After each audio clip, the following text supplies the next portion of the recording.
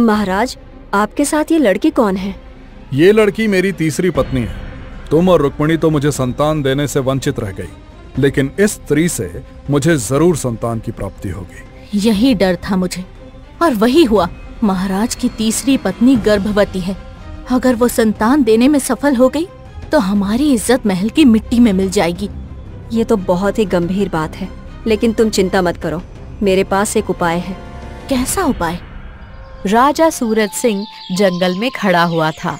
तभी वहाँ पर उसका मंत्री अमर सिंह आ पहुँचा। महाराज, क्या हुआ आपको? जंगल में शिकार करने के लिए आए थे, लेकिन मैं देख रहा हूँ जब से आप जंगल में आए हैं तब से आप गहरी चिंता में डूबे हुए हैं। आखिर आपकी चिंता का कारण क्या है? तुम तो जानते हो मेरी चिंता का कारण क्या है, फिर भी मुझसे पूछ रहे हो। महाराज, सब किस्मत का खेल है। आपको धैर्य रखना होगा। मुझे पूरा विश्वास है कि आप जरूर एक पुत्र के पिता बनेंगे। ये सुनकर राजा सूरज सिंह थोड़ा क्रोधित हो गया। मंत्री, कब तक आप मुझे झूठे दिलासे देते रहेंगे? आपके कहने पर मैंने दूसरा विवाह किया, ये सोचकर कि कम से कम मेरी दूसरी पत्नी मुझे पुत्र देने में कामयाब हो जाएगी, लेकिन कुछ भी हासिल नहीं हुआ। महाराज, आप राजा हैं। अगर आप चाहें तो तीसरा विवाह भी कर सकते हैं। नहीं मंत्री, मैं तीसरा विवाह नहीं करूंगा। क्या भरोसा है कि तीसरा विवाह करने के बाद भी मुझे कोई संतान की प्राप्ति हो जाए। इतना कहकर राजा सूरज सिंह वहाँ से आगे की ओर बढ़ गया। मंत्री अमर सिंह निराश होकर एक पेड़ के नीचे बैठ गया। लगता है महाराज कुछ ज्यादा ही उदास हो गए हैं, और उनका उदास होना जायज भी है। काफी समय हो गया, लेकिन महाराज को अभी तक संतान की प्राप्ति नहीं हुई। तभी मंत्री अमर सिंह की नजर सामने बैठे एक साधु पर पड़ी, जो पेड़ के नीचे तपस्या कर रहा था। मंत्री दौड़ता हुआ राजा सूरज सिंह के पास जाकर बोला, महाराज देखिए, सामने साधु महाराज तपस्या कर रहे हैं। उनके चेहरे पर तेज भी झलक रहा है। मुझे लगता है कि हमें उनसे इस बारे में बात करनी चाहिए। चलो ठीक है, साधु महाराज से भी बात करके देख लेते हैं। राजा सूरज सिंह मंत्री के साथ सीधा साधु के पास चला गया। साधु ने अपनी आंखें खोली और राजा को रहस्यमयी अंदाज में देखकर कहा, लगता है कि संतान के मोह ने तुझे कुछ ज्यादा ही चिंता में डाल दिया है। साधु महाराज, मैंने 2 सुंदर कन्याओं से विवाह किया, मगर अभी तक मुझे संतान की प्राप्ति नहीं हुई। मुझे चिंता रहती है कि मेरे बाद मेरे इस राज्य को कौन संभालेगा। मेरा कोई तो वारिस होना चाहिए। तुम्हारी संतान होगी। तुम्हारे भाग्य में एक नहीं बल्कि 3 संतानों का योग लिखा है, लेकिन तुम्हारी तीसरी पत्नी के साथ। ये सुनकर राजा सूरज सिंह चौंक गया। तो आपके कहने का मतलब ये है कि मुझे तीसरा विवाह करना होगा? हाँ, तुम्हें तीसरा विवाह करना होगा। यहां से अपने महल की ओर रवाना हो जाओ। तुम्हारी पहली नजर जिस किसी भी कन्या पर पड़े, तुम्हें उसी से विवाह करना होगा। परंतु याद रखना, समय के खेल बड़े ही निराले होते हैं। तुम्हें 3 पुत्रों की प्राप्ति तो होगी, परंतु वो समय तुम्हारे लिए बहुत ही कठिन होगा। मुझे केवल संतान की चाह है, फिर चाहे कितना भी कठिन समय क्यों ना हो, मैं देख लूंगा। इतना बोलकर राजा सूरज सिंह मंत्री अमर सिंह के साथ घोड़े पर बैठकर अपने महल की ओर रवाना हो गया। बहुत दूर चलने के बाद राजा सूरज सिंह की नजर अचानक एक झोपड़ी पर पड़ी, जिसके बाहर एक सुंदर सी कन्या बैठी हुई थी। रुको मंत्री जी। क्या हुआ महाराज? क्या तुम्हें याद नहीं, साधु महाराज ने क्या कहा था?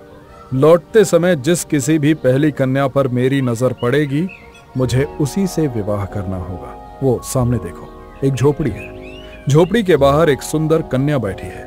महाराज, वो तो कोई साधारण स्त्री लग रही है। क्या आप साधारण स्त्री से विवाह करना चाहेंगे? हाँ, क्योंकि मुझे केवल अपने राज्य का उत्तराधिकारी चाहिए, और अगर ये कन्या 3 उत्तराधिकारी दे सकती है तो मुझे कोई एतराज नहीं। इतना कहकर राजा सूरज सिंह ने सीधा अपने घोड़े को दौड़ा दिया। कुछ ही देर में वो उस स्त्री के सामने खड़ा था। सुंदर स्त्री राजा सूरज सिंह को देखने लगी। मैं इस राज्य का राजा हूँ। मेरा नाम है सूरज सिंह। तुम्हारा क्या नाम है? महाराज, मेरा नाम सुकन्या है। मैं तुमसे विवाह करना चाहता हूँ। ये सुनकर सुकन्या चौंक गई। ये कैसी बातें कर रहे हैं महाराज? क्यों गरीबों के साथ मजाक करते हैं? वैसे भी कुछ दिन पहले ही मेरे माता पिता मुझे छोड़कर चले गए। तब से मैं अनाथ का जीवन जी रही हूँ। मुझसे तो कोई साधारण पुरुष भी विवाह करना नहीं चाहता, फिर आप मुझसे विवाह क्यों करना चाहते हैं? मुझे इसकी कोई परवाह नहीं है कि तुम अनाथ हो या क्या हो। तुम सुंदर हो और मुझे पसंद हो। अगर तुम्हें मेरी पत्नी बनने में कोई ऐतराज नहीं है तो मैं इसी समय तुमसे विवाह करूंगा और तुम्हें सम्मान पूर्वक अपनी पत्नी का दर्जा दूंगा। ये सुनकर सुकन्या ने नजरें नीचे कर लीं। महाराज, राजाओं से विवाह कौन सी स्त्री नहीं करना चाहेगी? राजा सूरज सिंह के होठों पर मुस्कान आ गई और उसने उसी समय सुकन्या की मांग में सिंदूर भर दिया और सुकन्या को लेकर अपने महल की ओर रवाना हो गया। महल में सुकन्या को राजा सूरज सिंह के साथ देखकर राजा की दोनों पत्नियां रुक्मणी और सुलेखा बुरी तरह चौंक गईं। महाराज, आपके साथ ये लड़की कौन है? ये लड़की मेरी तीसरी पत्नी है। तुम और रुक्मणी तो मुझे संतान देने से वंचित रह गई, लेकिन इस स्त्री से मुझे जरूर संतान की प्राप्ति होगी। इतना कहकर राजा सूरज सिंह अपनी पत्नी सुकन्या को लेकर अपने कक्ष में चला गया। दिन बीतते गए और एक दिन सुकन्या खुश होते हुए राजा सूरज सिंह से बोली, आपके लिए एक बहुत बड़ी खुशखबरी है। तो फिर जल्दी सुनाओ, हमारे कान तरस गए किसी खुशखबरी को सुनने के लिए। मैं गर्भवती हूँ। क्या तुम सच कह रही हो? हाँ महाराज, मैं सच कह रही हूँ। राजा सूरज सिंह के होठों पर मुस्कुराहट आ गई, लेकिन कक्ष के बाहर रानी रुक्मणी ये चर्चा सुन चुकी थी। वो दौड़ती हुई राजा की दूसरी पत्नी रानी सुलेखा के पास जा पहुंची। यही डर था मुझे और वही हुआ। क्या हुआ? तुम्हारे चेहरे पर इतनी घबराहट क्यों है? महाराज की तीसरी पत्नी गर्भवती है। अगर वो संतान देने में सफल हो गई तो हमारी इज्जत महल की मिट्टी में मिल जाएगी। ये सुनकर रानी सुलेखा गंभीर हो गई। ये तो बहुत ही गंभीर बात है, लेकिन तुम चिंता मत करो, मेरे पास एक उपाय है। कैसा उपाय? मैं एक जादूगरनी को जानती हूँ। हम दोनों उससे काले जादू की मदद मांगेंगे, वो जरूर हमारी मदद करेगी। कुछ देर बाद रुक्मणी और सुलेखा जंगल में एक झोपड़ी के अंदर खड़ी थी, जहाँ एक बूढ़ी औरत तंत्र मंत्र कर रही थी। तुम दोनों तो राजा सूरज सिंह की पत्नियां हो, यहाँ क्या कर रही हो? दोनों रानियां उसे सारी घटना बताने लगी। तुम किसी भी तरह से सुकन्या की संतान को जन्म लेने से रोक लो। मैं तुम्हें मुंह मांगी की मत दूंगी। हम जानते हैं कि तुम काला जादू करती हो। जादूगरनी को और क्या चाहिए? मैं तो धन की भूखी हूँ और धन और अमरता के लालच में ही काला जादू करती हूँ। चिंता मत करो, राजा की तीसरी पत्नी संतान तो जन्मेगी, लेकिन किसी मनुष्य को नहीं, बल्कि एक फल के रूप में। ये सुनकर रुक्मणी और सुलेखा चौंक गईं। क्या मतलब है तुम्हारा? जब सुकन्या की संतान जन्म देने को तैयार होगी, तब मैं उसके बच्चे को पेट में ही एक फल में परिवर्तित कर दूंगी। राजा सूरज सिंह जब संतान के स्थान पर एक फल को देखेगा तो वो टूट जाएगा। रुक्मणी और सुलेखा खुश हो गईं। ठीक है, ऐसा ही होना चाहिए। इतना कहकर दोनों ने सोने से भरी हुई मुद्राओं की पोटली जादूगरनी को दे दी और वहां से चली गई। समय ऐसे ही बीतता रहा। एक दिन अचानक सुकन्या को प्रसव पीड़ा होने लगी। राजा सूरज सिंह मंत्री अमर सिंह से बोला, जल्दी से एक दाई की व्यवस्था करो। कुछ ही देर में एक दाई आ पहुंची और सुकन्या के कक्ष में चली गई। राजा सूरज सिंह कक्ष के बाहर बेचैनी से टहलने लगा। कुछ देर बाद सुकन्या ने एक फल को जन्म दिया। ये देखकर दाई चौंक गई। ये कैसे संभव हो सकता है? इतना कहकर वो तुरंत कक्ष से बाहर चली गई। महाराज, ऐसा दृश्य मैंने अपने जीवन में कभी नहीं देखा। महारानी ने किसी संतान को नहीं बल्कि एक फल को जन्म दिया है। ये सुनकर राजा सूरज सिंह चौंक गया और तुरंत अंदर चला गया। उसने देखा कि बिस्तर पर एक सेब पड़ा है। ये क्या माया है? मैं सोच सोच कर खुश हो रहा था कि मुझे कोई पुत्र या पुत्री प्राप्त होगी, लेकिन महारानी ने तो एक सेब को जन्म दिया है। ये कैसे हो सकता है? उसी समय मंत्री अमर सिंह वहां आ गया। महाराज, ये सब लेकर हमें साधु महाराज के पास चलना चाहिए। तुम बिल्कुल सही कह रहे हो। उधर दूसरी ओर झोपड़ी के अंदर जादूगरनी आंखें बंद किए बैठी हुई थी। अचानक उसने आंखें खोल ली। हाँ, मैं अपने मकसद में कामयाब हो गई। मैंने काले जादू में वो कर दिखाया जो कोई और नहीं कर सकता। मैंने राजा सूरज सिंह की संतान को एक सेब में बदल दिया। अब उसे कोई भी दोबारा मनुष्य नहीं बना सकता। इतना कहकर जादूगरनी ने कुछ राख आग में फेंक दी। अगले ही पल आग भड़क उठी और उसमें से काला धुआं निकलने लगा। उस काले धुएं ने एक राक्षस की आकृति धारण कर ली। मैं काले जादू में काफी आगे तक निकल गई हूँ। मुझे वरदान दो। कौन सा वरदान? अमरता का वरदान। अमरता कोई मजाक नहीं होती जादूगरनी। तुझे क्या लगता है कि तू काले जादू में इतनी माहिर हो गई है?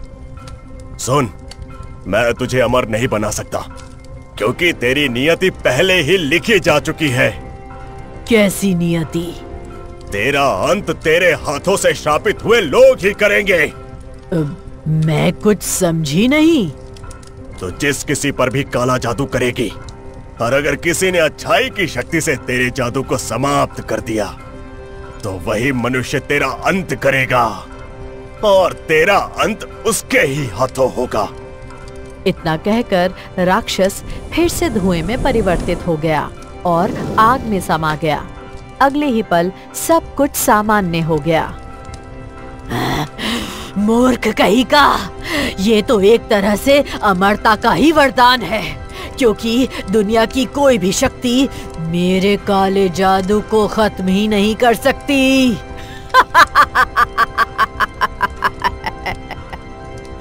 इतना कहकर जादूगरनी जोर जोर से हंसने लगी। उधर राजा सूरज सिंह अपने मंत्री अमर सिंह के साथ सीधे साधु के पास पहुंच गया। वो सेब को साधु की ओर बढ़ाते हुए बोला, ये क्या है साधु महाराज? मेरी पत्नी ने किसी संतान को नहीं बल्कि एक सेब को जन्म दिया है। आखिर ये क्या रहस्य है? कुछ रहस्य समय पर ही खुलने चाहिए महाराज। इसे अपनी नियति समझिए और इस सेब को सुरक्षित अपने महल में रख लीजिए। ये सुनकर राजा सूरज सिंह क्रोधित हो गया। तुम एक झूठे साधु हो। तुमने कहा था कि मुझे 3 पुत्रों की प्राप्ति होगी, मगर पहली ही बार में मेरी पत्नी ने किसी पुत्र को नहीं बल्कि एक सेब को जन्म दिया है। इसलिए इस सेब को तुम ही रखो, मुझे इसकी कोई आवश्यकता नहीं। इतना कहकर राजा सूरज सिंह अपने मंत्री अमर सिंह के साथ वहां से चला गया। साधु ने उस सेब को देखा और मुस्कुराते हुए कहा, कुछ वर्षों तक मेरे भाग्य में मुसीबतें लिखी हैं, लेकिन मुसीबत चाहे कितनी भी बड़ी क्यों ना हो, टल ही जाती है। इतना कहकर साधु ने एक मंत्र पढ़ा और अगले ही पल वो सेब एक वृक्ष के पास जाकर लटक गया। उधर राजा सूरज सिंह अपनी पत्नी के कक्ष पे पहुंचा और पूरी घटना उसे बताई। सुकन्या फूट फूट कर रोती हुई बोली, मेरी समझ में ये नहीं आ रहा कि ऐसा कैसे हो सकता है। कुछ तो रहस्य है, कुछ तो गड़बड़ हुई है।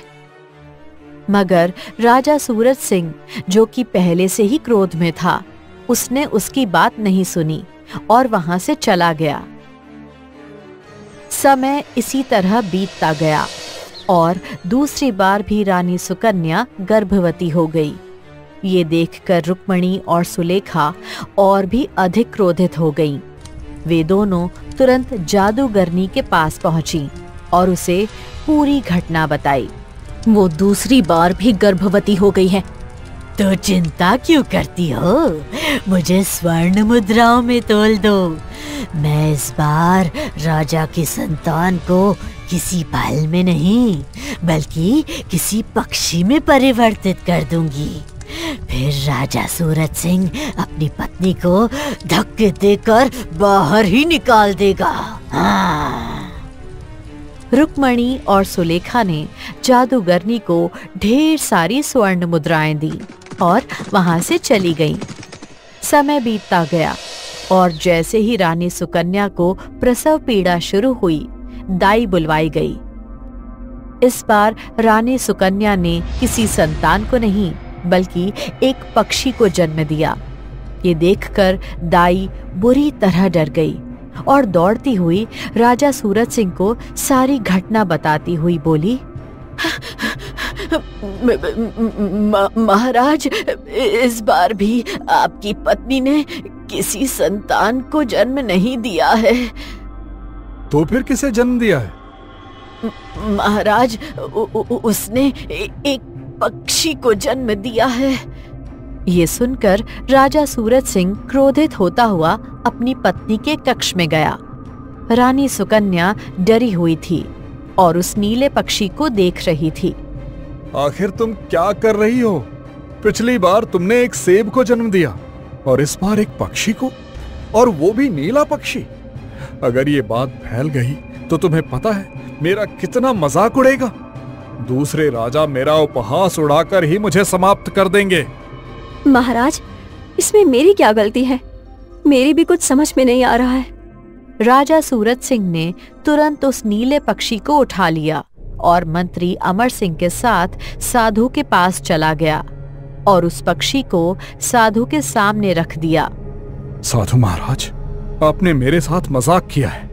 आपने कहा था मेरी तीसरी पत्नी 3 पुत्रों को जन्म देगी, मगर पहली बार उसने एक फल को और दूसरी बार एक नीले पक्षी को जन्म दिया। ये सब क्या है? महाराज, क्रोधित मत होइए। मैं फिर कहता हूं, कुछ रहस्य समय पर ही खुलते हैं। धैर्य रखिए। इस पक्षी को अपने घर ले जाइए, सब कुछ सही हो जाएगा। तुमने मुझे क्या पागल समझ रखा है? मैं इस पक्षी को अपने पास रखूं ताकि मेरी दोनों पत्नियां इसे देखकर मेरा मजाक उड़ाएं? इस पक्षी को भी तुम ही संभाल कर रख लो। इतना कहकर राजा सूरज सिंह पक्षी को वहीं छोड़कर अपने मंत्री के साथ वहां से चला गया। साधु ने उस पक्षी को उठाया और उसके पंखों पर हाथ फिराते हुए कहा, बुरा समय है, टल जाएगा। तो एक बहुत ही खास कार्य के लिए पैदा हुआ है जिससे शायद ये लोग नहीं समझते, लेकिन मैं जानता हूं। कुछ देर बाद राजा सूरज सिंह अपनी पत्नी रानी सुकन्या के कक्ष में पहुंचकर बोला, सुकन्या, अगर इस बार तुमने मुझे संतान नहीं दी तो मैं तुम्हें धक्के देकर महल से बाहर निकाल दूंगा। इतना बोलकर राजा सूरज सिंह वहां से चला गया। उसकी ये बात सुनकर रानी रुक्मिणी और रानी सुलेखा बहुत प्रसन्न हो गईं। आखिरकार हम अपने मकसद में कामयाब हो ही गए। चिंता मत करो, अगर वो तीसरी बार भी गर्भवती हुई तो हम फिर से उस जादूगरनी के पास जाएंगे। समय यूं ही बीतता गया और तीसरी बार भी सुकन्या गर्भवती हो गई। ये पता चलते ही रानी रुक्मिणी और रानी सुलेखा फिर से जादूगरनी के पास पहुंच गईं। वो तीसरी बार भी गर्भवती हो गई है। चिंता मत करो, इस बार मैं ऐसा काला जादू करूंगी कि तुम्हारे पति का अपनी तीसरी पत्नी से मोह भंग हो जाएगा। उसे संतान तो होगी, लेकिन मेरे काले जादू की शक्ति से वो संतान सभी को मृत अवस्था में दिखाई देगी। ये सुनकर रुक्मिणी और सुलेखा प्रसन्न हो गईं और वहां से लौट गईं। कुछ समय बाद रानी सुकन्या ने एक सुंदर पुत्र को जन्म दिया। दाई बहुत प्रसन्न होकर बोली, रानी सुकन्या, आखिरकार तुमने तीसरी बार राजा को संतान दे ही दी। लेकिन जैसे ही दाई ने नवजात शिशु को उठाया, वो बुरी तरह से चौंक गई। वो दौड़ती हुई कक्ष के बाहर आ गई। महाराज, इस बार आपकी पत्नी ने एक पुत्र को तो जन्म दिया है, लेकिन वो मरा हुआ है। ये सुनकर राजा सूरज सिंह चौंक गया था। उसने कक्ष में जाकर देखा, एक नवजात शिशु मृत अवस्था में पड़ा था। राजा सूरज सिंह तुरंत उसे उठाकर साधु महाराज के पास चला गया। साधु महाराज, तीसरी बार मेरी पत्नी ने पुत्र को जन्म दिया, लेकिन वो भी मरा हुआ निकला। ये तुम्हें मृत दिखाई दे रहा है, परंतु मैं जानता हूँ सच्चाई क्या है। इसे घर पर ले जाओ। राजा सूरज सिंह का गुस्सा 7वें आसमान पर पहुंच गया। बकवास मत कर साधु। अगर तू साधु नहीं होता तो तेरी गर्दन इसी समय धड़ से अलग कर देता। लगता है मेरी किस्मत में संतान लिखी ही नहीं थी। बेवजह तेरी बातों में आकर मैंने तीसरा विवाह किया और अपना समय बर्बाद किया। इतना कहकर राजा सूरज सिंह अपने नवजात पुत्र को साधु के पास रखकर चला गया और क्रोध में अपने महल लौट आया और रानी सुकन्या से बोला, यहाँ से निकल जा। महाराज, मेरा पुत्र कहाँ गया? पुत्र? तूने एक मरे हुए पुत्र को जन्म दिया था। क्या करूंगा उसका मैं? तू मनहूस है। तेरे ऊपर कोई श्राप है। इससे पहले कि मैं तेरी गर्दन तेरे धड़ से अलग कर दूं, यहाँ से निकल जाओ। सुकन्या बहुत हाथ जोड़ती रही, लेकिन राजा सूरज सिंह ने उसे महल से धक्के देकर बाहर निकाल दिया। आंखों में आंसू लिए सुकन्या महल से बाहर चली गई और जंगल में भटकने लगी। कुछ देर बाद वो एक तालाब के किनारे गिर पड़ी। वहीं पर एक साधु बैठा था, वही साधु जिसने राजा को 3 संतानों की भविष्यवाणी की थी। वो आ पहुंचा। चिंता मत करो, सब सही हो जाएगा। मैं जानता हूँ कि तुम राजा सूरज सिंह की तीसरी पत्नी हो। सुकन्या फूट फूट कर रो पड़ी। मुझे सब पता है बेटी, तुम्हारा बुरा समय है, लेकिन कुछ समय बाद ये टल जाएगा। हिम्मत से काम लो। राजा सूरज सिंह तो जल्दबाज और क्रोधी था, इसलिए वो मेरी बातों को समझ नहीं पाया। चलो मेरे साथ। साधु सुकन्या को अपनी झोपड़ी में ले गया। वहाँ वही शिशु एक झूले में लेटा था। साधु महाराज, ये तो मेरा पुत्र है। मेरे पति ने मुझे इसे गोद में उठाने तक का अवसर नहीं दिया था। वो कह रहे थे कि मैंने एक मरे हुए पुत्र को जन्म दिया है। इतना कहकर जब सुकन्या ने अपने पुत्र को उठाया तो वो रोने लगा था। तुम्हारा पुत्र जीवित है। बुराई चाहे कितनी भी शक्तिशाली हो जाए, लेकिन वो किसी को मार नहीं सकती, ना ही किसी को जीवन दे सकती है, क्योंकि जीवन और मृत्यु केवल ईश्वर के हाथों में है। तो फिर मुझे ये बात तुरंत अपने पति को बतानी चाहिए। अगर उन्हें पता चलेगा कि उनका तीसरा पुत्र जीवित है तो वे खुश हो जाएंगे। नहीं, वहाँ जाने की अभी अनुमति नहीं है। वो महल तुम्हारे लिए और तुम्हारे पुत्र के लिए खतरों से भरा हुआ है। ये आप क्या कह रहे हैं? अभी तुम्हें सब कुछ बताने का समय नहीं आया है, लेकिन एक दिन समय जरूर आएगा जब तुम्हें सारी बातें जानने का अधिकार होगा। तब तक तुम अपने पुत्र की परवरिश यहीं करो, मैं तुम्हारा साथ दूंगा। उसी दिन से सुकन्या साधु महाराज के पास ही रहने लगी। उसने अपने पुत्र का नाम बड़े ही प्रेम से अशोक रखा। समय यूं ही बीतता गया था। अशोक अपनी माँ और साधु के साथ ही बड़ा होने लगा। अशोक दिन भर उस नीले पक्षी के साथ खेलता रहता। वो नहीं जानता था कि वो पक्षी उसका ही भाई था। और फिर देखते ही देखते 20 वर्ष बीत गए। एक दिन महल के बागीचे में रानी रुक्मणी और रानी सुलेखा बैठी थीं। सुकन्या को जब से बाहर निकाला है, उसके बाद तो उसका कोई पता ही नहीं चला। अगर सुकन्या तीनों संतानों को जन्म देने में कामयाब हो जाती तो आज महल से हम दोनों बाहर होती। बात तो तुम सही कह रही हो। मगर अगले ही पल रुक्मणी को जोर जोर से खांसी होने लगी। अचानक उसकी खांसी के साथ खून निकलने लगा और उसके चेहरे पर लाल लाल धब्बे उभर आए। तुम्हें क्या हो रहा है? अभी वो बोल ही रही थी कि सुलेखा को भी खांसी उठी। उसके मुंह से भी खून गिरने लगा और चेहरे पर लाल धब्बे फैल गए। मेरा शरीर भी अचानक से दर्द होने लगा।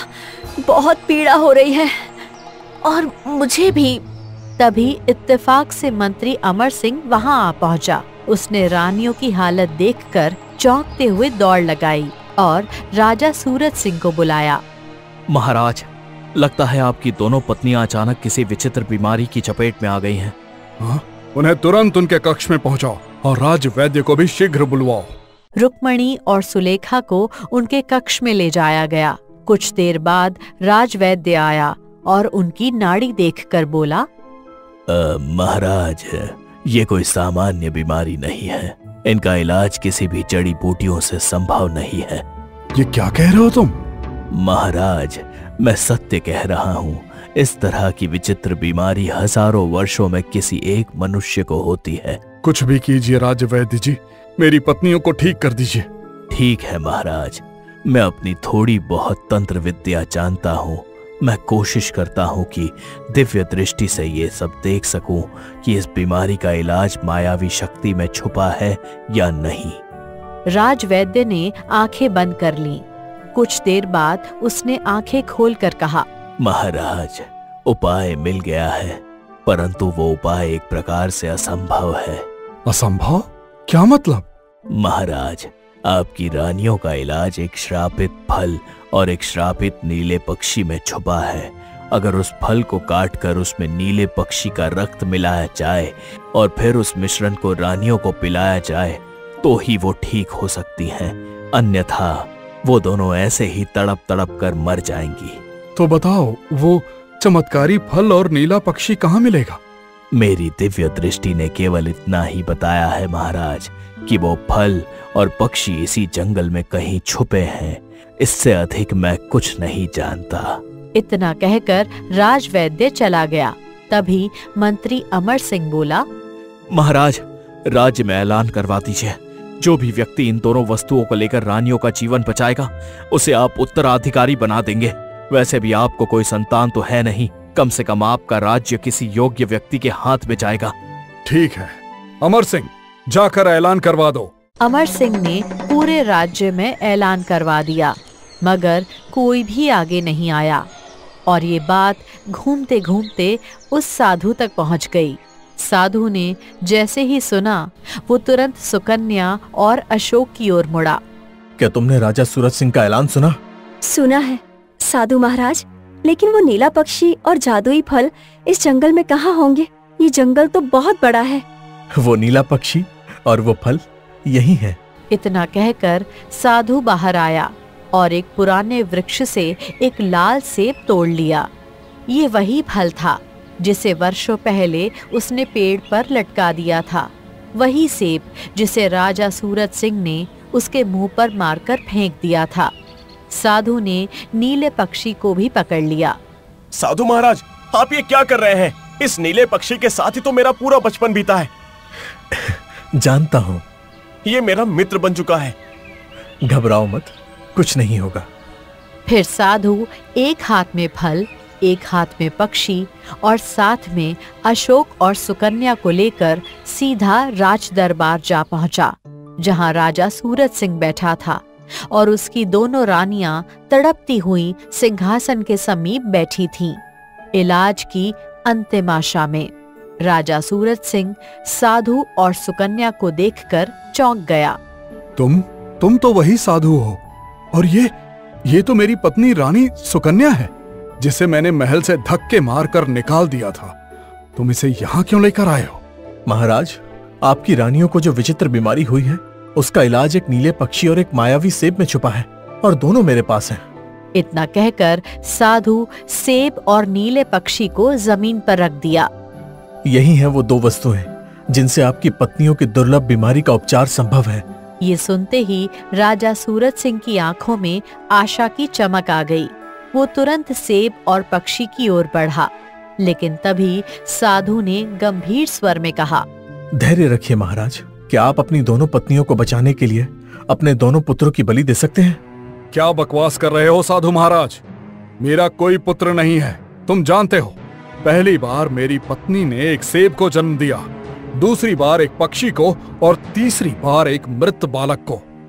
इतना सुनकर साधु क्रोधित हो गया और उन तीनों को मेरे पास फेंक कर चले गए थे, जबकि मैंने समझाने की कोशिश की थी, लेकिन तुमने कुछ नहीं सुना। अब ध्यान से देखो। जानते हो ये युवक कौन है जो मेरे बगल में खड़ा है? राजा ने उस युवक को ध्यान से देखा। उसे उसका चेहरा कुछ जाना पहचाना लगा। ये वही बालक है जिसे तुम मरा हुआ समझकर मेरे पास छोड़ आए थे। अशोक पिछले 20 वर्षों से अपनी मां सुकन्या के साथ मेरी कुटिया में पला बड़ा है। राजा अब स्तब्ध था। उसकी आंखें आश्चर्य और पछतावे से भर आईं। साधु ने मंत्र पढ़ा और अगले ही पल सेब और नीला पक्षी रंग बिरंगे प्रकाश में 2 सुंदर युवकों में परिवर्तित हो गए। हाँ, ये क्या चमत्कार है? कौन है ये दोनों? महाराज, आपकी पत्नी सुकन्या ने 3 बार पुत्रों को ही जन्म दिया था, मगर हर बार उन पर काली शक्तियों का ऐसा प्रभाव पड़ा कि पहले पुत्र को सेब में, दूसरे को नीले पक्षी में और तीसरे को मृत रूप में परिवर्तित कर दिया गया। किंतु ऐसा क्यों हुआ? धैर्य रखें महाराज, जिसने ये काला जादू किया था वो कुछ ही क्षणों में स्वयं प्रकट होने वाली है। उधर झोपड़ी में बैठी जादूगरनी को जैसे ही ये सब आभास हुआ, एक तेज धमाके के साथ वो कांप उठी। नहीं, ये संभव नहीं है। मैंने अपने काले जादू से राजा के दोनों पुत्रों को सेब और पक्षी बना दिया था और तीसरे को मरा हुआ दिखा दिया था। ये सब कैसे जीवित हो सकते हैं? वो तुरंत महल में प्रकट हो गई, साधु के सामने खड़ी हो गई। तो तुम हो जिसने मेरे काले जादू को नष्ट किया है। यही है वो जिसने आपके तीनों पुत्रों को अभिशाप्त किया। क्या ये सच है? हाँ, और ये सब मैंने अकेले नहीं किया। तेरी रानियां रुक्मणी और सुलेखा ही मेरी मददगार थीं। वो नहीं चाहती थी कि तुम्हारा प्रेम तुम्हारे पुत्रों में बढ़ जाए और मैं स्वर्ण मुद्राओं से माला माल होना चाहती थी। फिर वो भयानक रूप धारण कर बोली, अब मैं तेरे सामने तेरे तीनों पुत्रों को मार डालूंगी। देखते क्या हो, इस जादूगरनी को समाप्त कर दो। ये तुम तीनों का कुछ नहीं बिगाड़ सकती, क्योंकि इसका अंत तुम्हारे ही हाथों लिखा गया है। मैं ये बात जानता था, इसलिए मैंने राजा सूरज सिंह से कहा था, धैर्य रखो महाराज, समय आने पर सब ठीक हो जाएगा। अगर मैंने ये रहस्य पहले ही प्रकट कर दिया होता तो राजा सूरज सिंह क्रोध में आकर उसी क्षण इस जादूगरनी पर आक्रमण कर देते, और उस समय वो बहुत शक्तिशाली थी। राजा की हार निश्चित थी और उनका अंत भी। इतना बोलकर साधु मंत्र पढ़ने लगा और तीनों युवकों के हाथ में तलवारें प्रकट हो गईं। देखते क्या हो, इस दुष्ट जादूगरनी को समाप्त कर दो, इसका अंत तुम्हारे ही हाथों लिखा है। तीनों वीर पुत्रों ने जादूगरनी पर हमला कर दिया। जादूगरनी जलकर भस्म हो गई। राजा की दोनों रानियां रुक्मणी और सुलेखा रोते हुए चरणों में गिर पड़ीं। हमें क्षमा कर दीजिए महाराज, हमसे भारी भूल हुई है। क्षमा? कभी नहीं। तुमने मेरी सच्ची पत्नी सुकन्या और मेरे निर्दोष पुत्रों को जुदा किया। ईश्वर ने तुम्हें तुम्हारे पापों की सजा दे दी है। अब तड़प तड़प कर मृत्यु को प्राप्त होना ही तुम्हारा पश्चाताप है। महाराज, मैंने कहा था आपके 3 पुत्र होंगे, और ये रहे अशोक, विक्रम और अर्जुन। ये तीनों ही आपके योग्य उत्तराधिकारी हैं। इतना कहकर साधु धीरे धीरे गायब हो गया। राजा सूरज सिंह ने अपने तीनों पुत्रों को गले से लगा लिया। वो रानी सुकन्या से क्षमा मांगने लगा। सुकन्या ने आंसू पोंछते हुए पति को क्षमा कर दिया।